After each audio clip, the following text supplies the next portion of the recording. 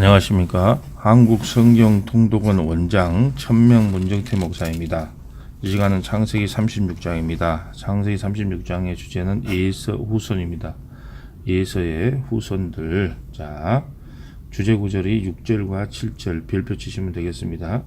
에서가 자기 아내들과 자기 자녀들과 자기 집의 모든 사람과 자기의 가축과 자기의 모든 짐승과 자기가 가나안 땅에서 모은 모든 재물을 이끌고 그의 동생 야곱을 떠나 다른 곳으로 갔으니 두 사람의 소유가 풍부하여 함께 거주할 수 없음이었더라. 그들이 거주하는 땅이 그들의 가축으로 말미암아 그들을 용납할 수 없었더라. 아멘. 창세기 36장에서는 에서의 자손들이 번성해 나아가는 것을 상세히 기록하고 있습니다. 하나님께서는 리브가의 태중에 두 민족이 있다고 말씀하셨는데 이것은 그 중에 한 민족은 야곱을 통한 언약의 후손이며 다른 한 민족은 에서를 통해 이방 민족임 다른 민족은 에서를 통한 이방 민족임을 가리키고 있습니다. 오늘 본문 1절에 보면 에서 곧 에돔의 족보는 이러하니라. 에서 곧 에돔 그러면 에서가 조상인 거예요.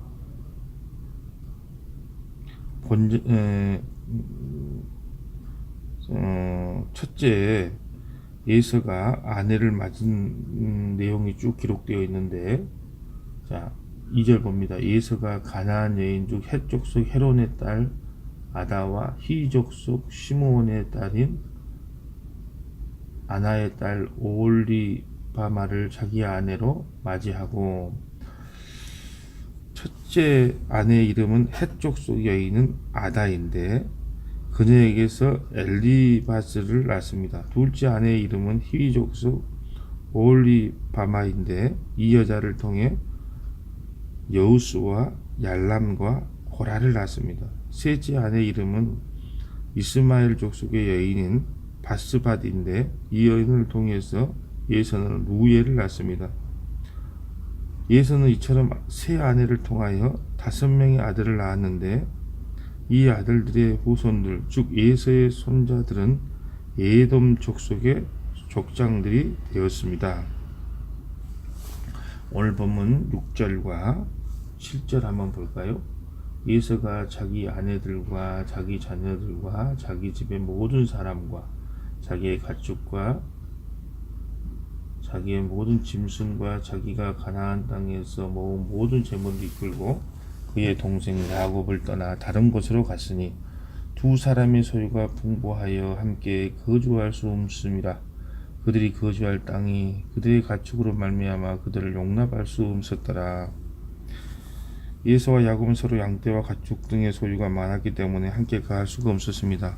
그래서 에서는 자기의 모든 소유를 이끌고 호리 족속이 살고 있는 세일산으로 거처를 옮겼습니다. 에서, 에돔, 세일산, 이걸 잘 기억해 두시면 되겠습니다. 세일산으로 옮겨간 에서의 자손들은 후에 세일산의 원주민인 호리 족속을 쫓아내거나 그들을 복족시켜 에돔 족속을 동하게 하였습니다. 결국 에서가 진진 땅 세일산지에서 삶의 터전을 잡게 된 것은 그의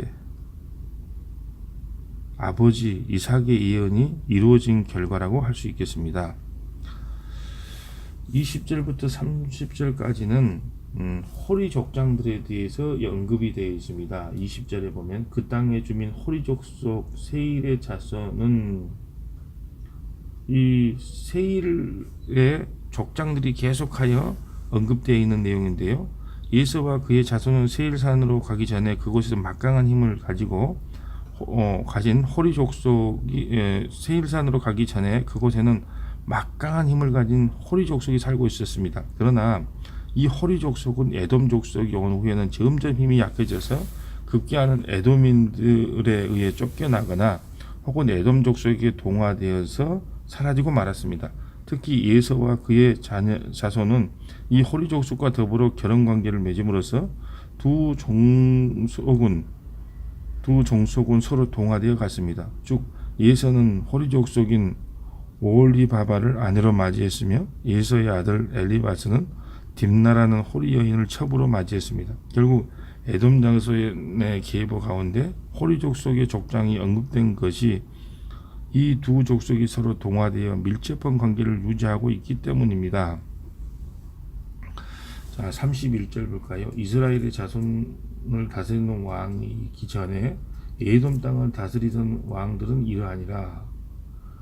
부올의 아들 벨라가 에돔의 왕이 되었으니 그 도성의 이름은 딘하바며, 벨라가 죽고 보스라 사람 세라의 아들 요밥이 그를 대신하여 왕이 되었고, 이스라엘 자손은 하나님의 구속사의 역사를 성취하기 위해 준비된 백성들이었으며, 에돔 자손은 하나님의 구속과는 상관없이 세상 역사의 주인공들이었습니다.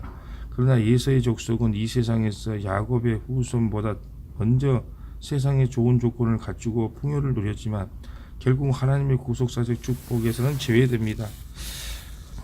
여러분, 선택받지 않는 불신자가요 훨씬 더 잘 먹고 잘 산다고 시편 73편에 말씀하고 있습니다. 우리는 결코 그들의 잘 먹고 잘 사는 모습을 부러워하거나 그들을 따라가면 안 된다는 거예요. 죄악된 세상에서는 하나님 백성보다도 불신자들이 더 좋은 조건 아래서 먼저 세상의 풍요를 누릴 수 있는 믿음을 우리가 기억해야 됩니다. 결국 하나님의 백성들은 하나님의 언약적 축복 안에서 가나안에 대한 소망을 가지는 것이 가장 고귀한 행복임을 우리가 깨달아야 됩니다. 43절에 보겠습니다. 막디엘 족장, 이람 족장, 이들은 그 구역과 그 처를 따른 에돔 족장들이며 에돔 족속의 조상은 에서다. 하나님의 구속의 역사는 아브람과 이삭을 거쳐 야곱과 그의 후손으로 연결됩니다. 그러므로 이삭의 두 아들 에서와 야곱 가운데 선택된 민족의 역사는 야곱 자손으로 연결된다는 의미에서 창세기 36장은 특별히 에돔 족장들을 언급하고 있습니다. 그 에돔의 족장들은 세상의 번영을 누렸고요, 정말로 힘이 있었고요, 강대국이었습니다. 그럼에도 불구하고 그들은 하나님의 구속의 역사에서는 제외되었다는 것입니다. 우리는 오늘 창세기 36장을 통해서 특별히 두 가지를 기억해야 합니다. 첫째, 세상의 부귀영화를 부러워하지 말라는 겁니다. 세상의 부귀영화를 부러워하지 말라. 우리가 계시록 18장 1절에 보면요, 성도가 이 땅을 어떻게 살아야 될까가 기록되어 있어요. 계시록 18장 1절에 일 후에 다른 천사가 하늘에서 내려오는 것을 보니 큰 권세를 가졌는데 그의 영광으로 환하여지더라. 힘찬 음성으로 외쳐 이르되 무너졌도다 무너졌도다 큰 성 바벨론이여, 귀신의 처소와 각종 더러운 영이 모인 곳과 각종 더럽고 가증한 새들이 모인 곳이 되었도다. 그 음행의 진노의 포도주로 말미암아 만국이 무너졌으며 또 땅의 왕들이 그와 더불어 음행하였으며 땅의 상인들도 그 사치의 세력으로 치부하였도다 하였더라. 또 내가 들으니 하늘로부터 다른 음성, 하늘의 음성을 들어야 됩니다. 다른 음성이 나서 이르되 내 백성아 거기서 나와 그 죄에 참여하지 말고 그가 받을 죄악들을 받지 말라. 내 백성아 거기서 나오라는 겁니다. 부귀영화 누리고 잘 살아가는 게 아니에요. 부러워하지 말라는 겁니다. 거기서 나오는 것이 성도의 삶인 거예요. 두 번째, 우리의 시민권은 하나님 나라에 있습니다. 우리의 시민권은 하나님 나라에 있습니다. 우리는 잠깐 이곳에 머물러 있는 것 뿐이에요. 그렇기 때문에 항상 우리의 시민권이 어디에 있는가를 기억해야 합니다. 우리의 시민권은 이 땅에 있는 것이 아니라 우리의 시민권은 하나님 나라에 있음을 기억하고 예서와 같이 힘있고 부자고 막강한 권력을 부러워할 것이 아니라 늘 하나님 나라를 소망하고 살아가는 저와 여러분 되시기를 축복합니다.